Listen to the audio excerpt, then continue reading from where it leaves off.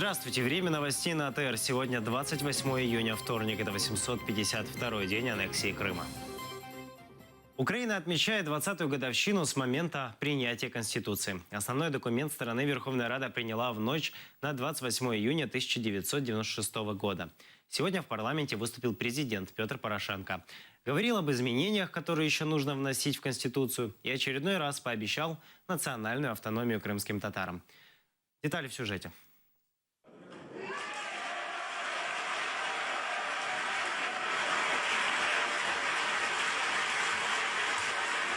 На 5-й год после провозглашения независимости Украины, после суток непрерывной работы в сессионном зале народные депутаты таки приняли Конституцию 315 голосами.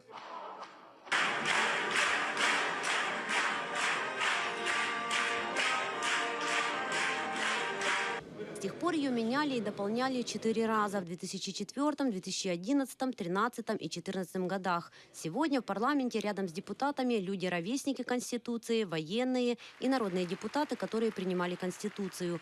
Праздничное заседание открывает президент Петр Порошенко. Вспоминает, как принимали Конституцию, какие еще изменения нужно внести, и еще раз обещает в Конституции национальную автономию крымским татарам. І ще раз наголошую, що ми маємо розпочати процес внесення змін і доповнень до розділу 10 Конституції України, який називається Автономна Республіка Крим. Так, пане Мустафа і пане Рифат? Це те, про що я говорив.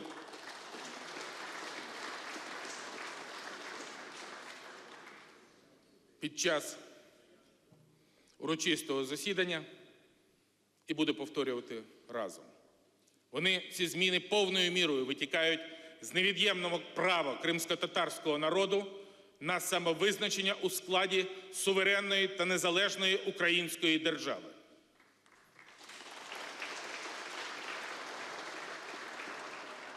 Звичайно і зрозуміло, що з повним гарантуванням рівних прав і громадянських свобод для етнічних українців, россиян та інших этносов півострова. Председатель Меджлиса Рифат Чубаров уверен, если будет политическая воля и желание депутатов, изменения в Конституцию по национальной автономии можно внести уже в следующем году. Осіння сесія може вже розглянути в першому розгляді, потім спрямовується до Конституційного суду.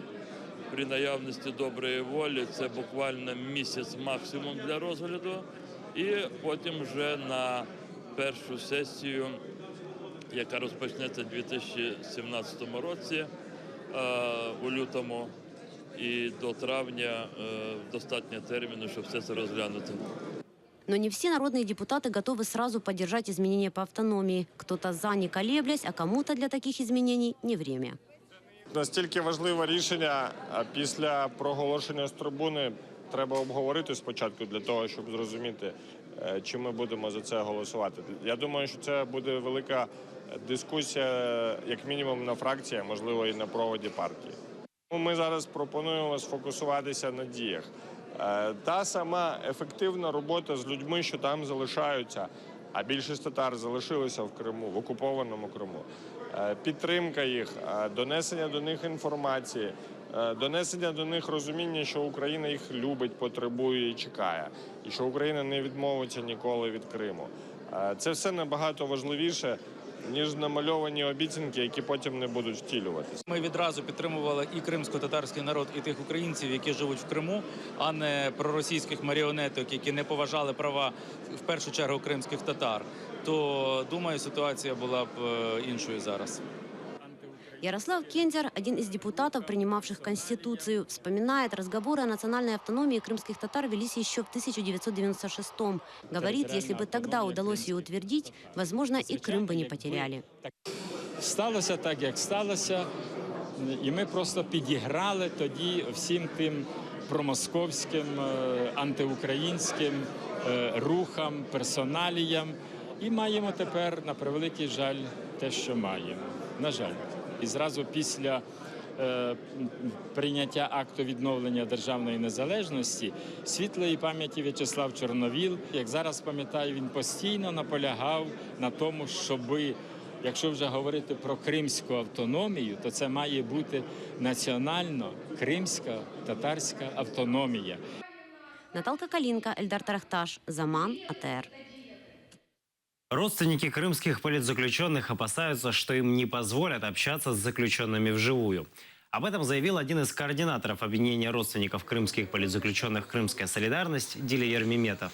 Раньше, когда заключенных привозили в зал суда, родственники видели их на заседаниях и в коридорах во время конвоирования.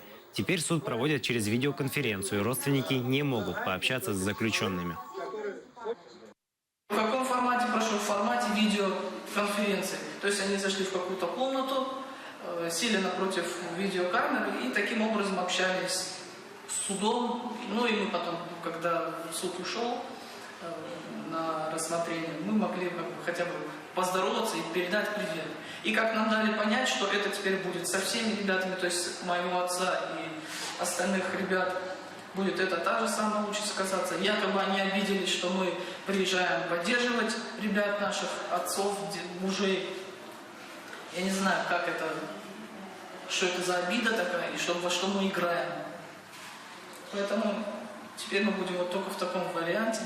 То есть даже увидеть вживую, услышать нам не удастся.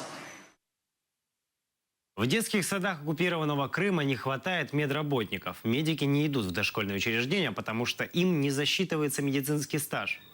В подконтрольных России министерствах образования и здравоохранения не знают, какое ведомство должно решать эту проблему.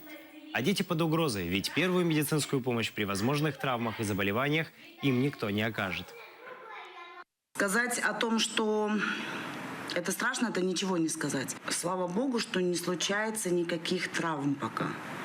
Но вот, например, мелкий ушиб или где-то поцарапалась коленочка. Конечно же, я считаю, что первую помощь доврачебную должны оказывать не люди, которые прошли просто доврачебную подготовку, а именно медицинские сестры. Медработники, даже которые приходят с колледжа или медуниверситета, долго не задерживаются, к сожалению. Труд любой должен быть высокооплачиваемый, тем более тот, который, скажем, отвечает за здоровье нации и за здоровье ребенка. Это первое. Второе, так как медработники являются работниками детских садов и входят пока еще в штаты детских садов, им не идет медицинский стаж. Только тогда, когда они перейдут и станут работниками Министерства здравоохранения, им будет идти медицинский стаж. Многие еще с этим не соглашаются, потому что это будущее, это пенсия, это там трудовой стаж и так далее. То есть нет состыковки в законодательстве. В Керчь для того, чтобы получить материальную помощь, мамам приходится занимать очередь с 4 утра. С 27 июня в оккупированном Крыму начали выплачивать одноразовую материальную помощь по 25 тысяч рублей. Но руководство местного пенсионного фонда объявило, что будет принимать не более 20 человек в сутки. Рекомендуют прийти за помощью осенью. Однако родители утверждают, что деньги нужны сейчас, чтобы подготовить детей к школе. Принимали 53 минуты. С 6 утра где можно бросить детей? С 4. Зачем? С 4. Это что за чепуха такая? Сидит один человек. Получали первые 20 тысяч, сидело 4 специалиста. Мы сначала записывались по талончикам в одном кабинете. Все по времени приходили, спокойно получали. Сюда приходили, то есть очереди огромной массово не было, когда были первые 20 тысяч. Сейчас ажиотаж пошел из-за того, что сокращенные сроки получения и посадили одного специалиста. Подождите, это один специалист сейчас принимает. Ну, сложилась Какая разница? Сделайте запись. Дайте нам талоны. Вот есть очередь. Дайте сейчас человека, который нас распределит по дням, по времени, и мы приедем. С документами, но без земли. Жители массива Луговое-2 под Симферополем годами не могут оформить полученные под застройку участки. Разрешение на отвод земли еще в 2013-м выдал Симферопольский горсовет. Но оказалось, что часть этого массива занимает одно из крупных крымских предприятий. Заплатив все издержки, которые положены по украинскому законодательству, а потом по российскому законодательству, непосредственно обратились к Бахареву для того, чтобы землю нам выделили в собственность. И мы получили отказ.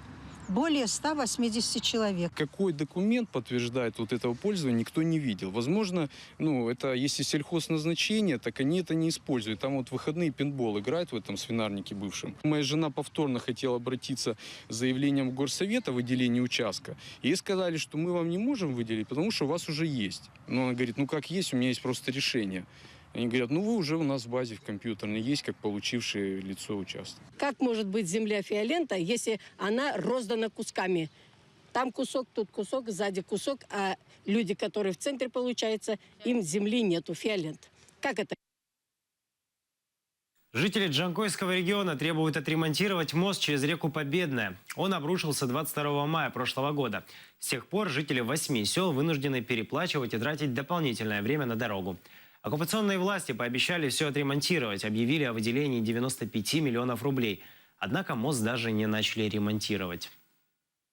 Миллионы выделили, то 43, 37, 50, сейчас 93. Но результата нет. Только на разговорах, на бумагах, отписки и все. Мы бы хотели очень этот мост. Инвесторы, которые бы согласны были за свои деньги восстановить мост под гарантией государства. Мое мнение, это нерасторопность нашего Минтранса. Потому что даже вот эти сейчас процедуры, для нас это очень ново. Все, и 44-й закон по проведению торгов, и по закупкам. Делаем ошибки, а это выливается во времени. Вот с мая месяца деньги выделены. На сегодняшний день, на данный момент, только что я звонил своему исполнителю, на портале закупок не размещен заказ. Дорога просто ужасная, просто невыносимо на ней ездить. Особенно после того, как проходит дождь. Здесь и машины низкого, такие вот машины все время тонут. Даже скорая помощь или, например, элементарно даже скорая не сможет сюда приехать, потому что дорога грунтовая и все время практически невозможно отсюда добраться. Эта дорога очень нужна, потому что ни автобус рейсовый, ни скорая помощь, ни снабжение туда не поступает. Автобусы отказываются просто-напросто туда ездить. Крымский курорт залило нечистотами. В Алупке канализация течет потоком прямо в море. Об этом сообщают жители, заснявшие канализационные реки. По предварительной информации, авария произошла из-за прорыва канализационных труб.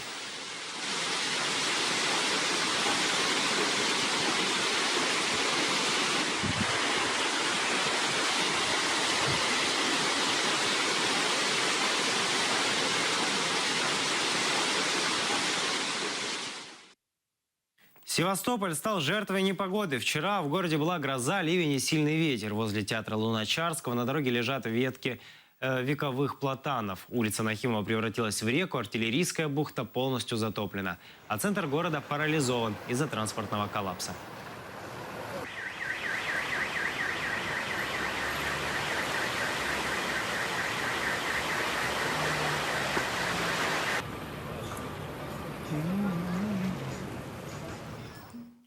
Молодому крымскому татарину с ожогами тела срочно нужна кровь.